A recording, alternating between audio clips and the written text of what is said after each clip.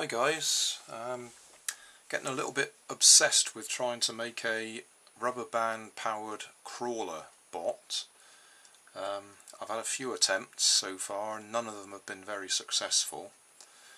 This is the basic chassis that I put together originally to try and do a crawler bot.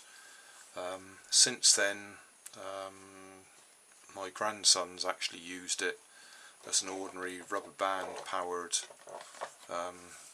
toy car, but I'm going to have another go at trying to make it into a crawler bot.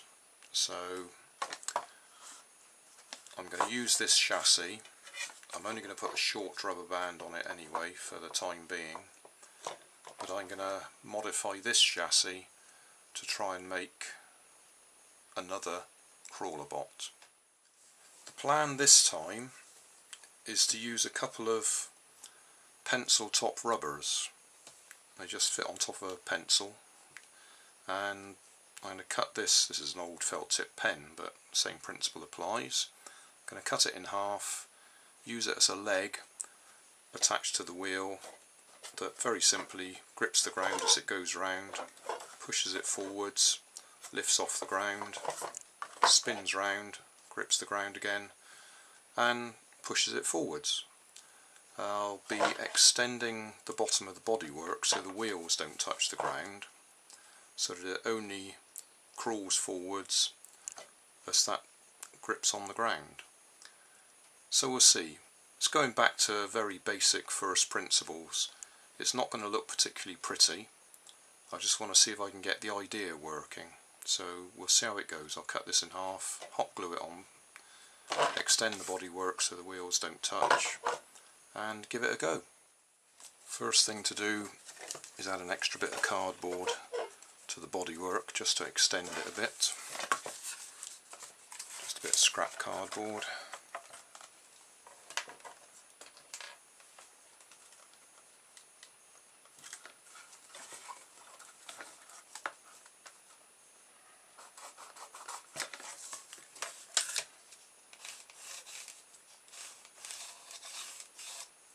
Okay, I'll cut that on my cutting board so I don't damage my nice worktop.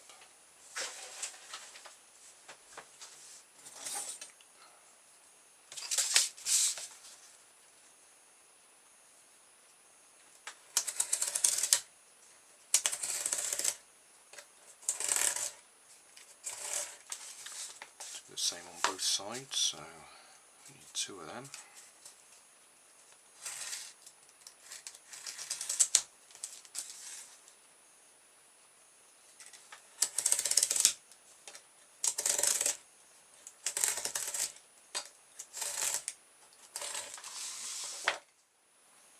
Just realised I had to trim a little bit off there because I've got some spacers or washers on the inside there. I don't want to foul them. So that's the general idea. That'll sit there and just hold on that side. Hold the wheel just clear of the ground.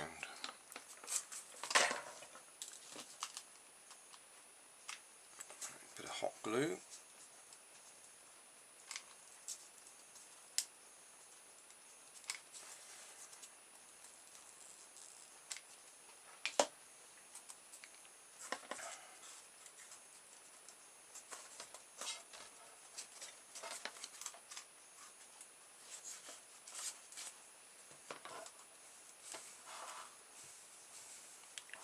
Okay, I need that one to be the same on that side.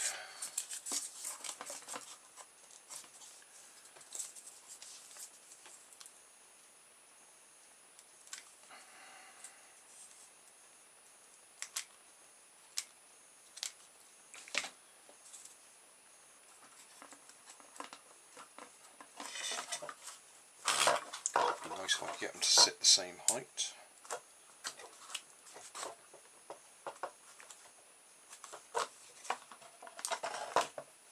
Okay, now I need to cut him in half. stick him on.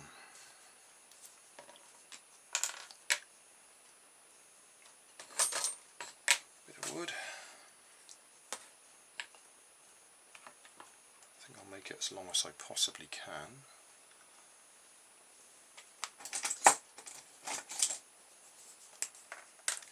So I'll cut it there, that makes it 120 long.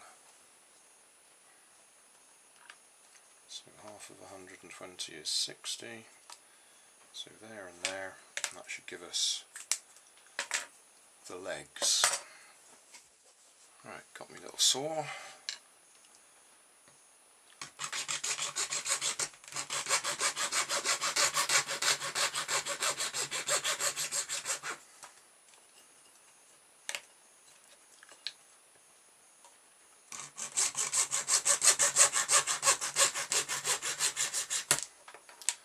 Obviously I don't want the whatever it is that's holding the ink in there, so I'll have to hook that out as well.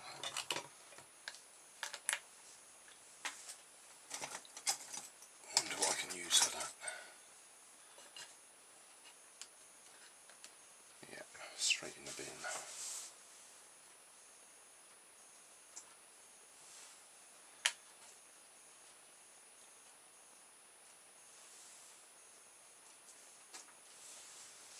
Okay, that's got rid of that.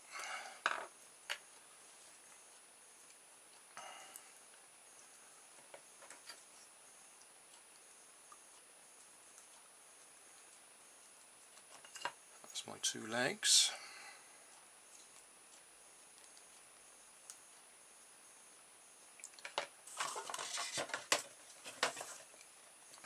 Need to hot glue that on there.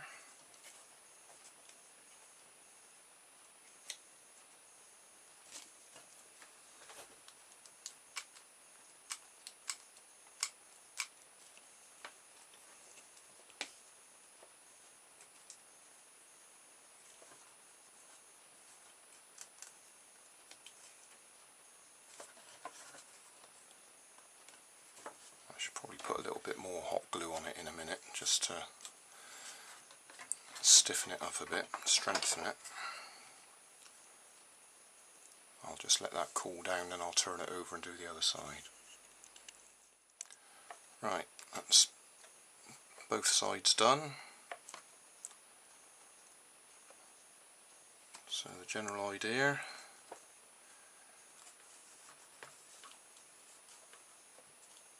is that spins round, lifts it up, moves it forwards, spins round again. I'll let that cool down a bit because there's a fair bit of hot glue there to cool down, and then we'll go downstairs to the test track kitchen and see if it works. It's not particularly beautiful or aesthetically pleasing, it's pretty rough and ready, but we'll just see if the general principle works, and then we could make something that looks a bit prettier. Right, I've already had a couple of goes at test runs. I'm afraid another failure, I think, not very successful. I've had to increase the number of strands of rubber bands to 3 times what I wanted to use. It goes, but only about another 3 or 4 steps. So, frustrating. Again, I think I needed a longer rubber band for a more continuous release of power instead of the quick burst that I get here. What was that, 3 steps maybe? 2.5 if I'm lucky. Let's try it wound up the opposite way round, just to see if it makes any difference going in the other direction.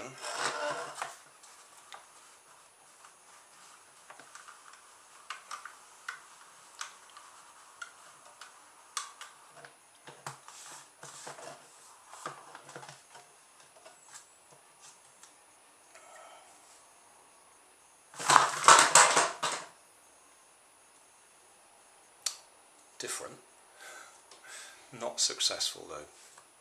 So back to the drawing board again. That's not quite what I want. Don't know if it's worth putting a longer rubber band on it with an extension, or whether to just try something totally different. I think the idea of using rubber bands is a bit of a non-starter anyway, just because of the way that rubber bands release their energy so quickly. I need it to be a more even, longer period of time. We'll see. Right, not very pretty, but this is the bodywork off another one of my projects that I've just modified to see if we can try that using the rubber band feet to drive it along. Again, the back wheels don't touch the ground, so the only motion should be from the feet gripping the ground. Got CD wheels on the front just to support the front of it. As you can see, it's quite a long body. Lots of holes cut in it for lightweight. Let's see what happens.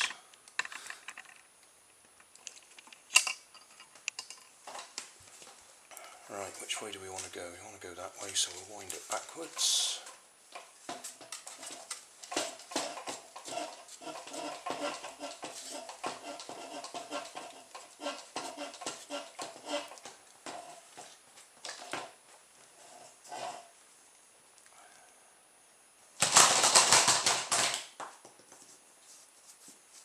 Well,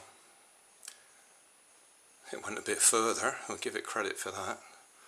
I'll bring it back and try it again. If I just turn that round a bit so we can see where it ended up. Not very far, only out a camera shot. And one of the feet fell off, but I don't think that made any difference to the progress. Right, wind it up again.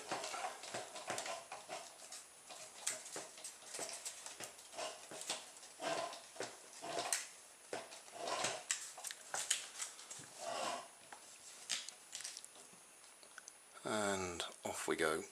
Oh, not at all. Needed to wind that up a bit more, obviously.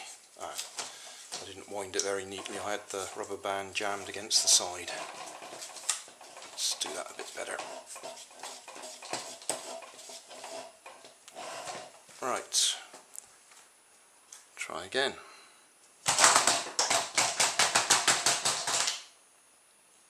Well, one of the feet fell off again. What have we managed? About 1.5 meters, I should think. Maybe. Slight improvement. So what's the summary going to be? If we want to use rubber bands, then we have to use a long length of rubber band so that it can give up its power over a longer period. The shorter the rubber band engine or motor, the quicker it gives up its power. The longer it is, the longer it can keep going, giving a reasonable amount of power. But we still haven't quite cracked the crawling process. So watch this space for another version.